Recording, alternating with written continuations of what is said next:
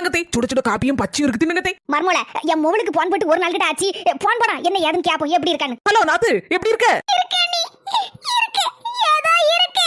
என்ன மக்கா சொல்லுதா? இது பிரச்சனை டி. நீ ஒண்ணு கவலைப்படாதமா. நான் கிளம்பிட்டேன் மாமியா வீட்ல இருந்து. அரை மணி நேரத்துக்கு பிறகு.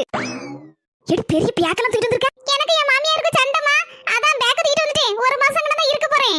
வரும்போது என் புருஷன் சொல்லிட்டு தான் வந்திருக்கேன். உமர் தங்கச்சி வீட்ல உண்டு உங்க அம்மையை தள்ளும். அதுக்கு அப்புறம் தான் நான் அங்க வருவேன்னு.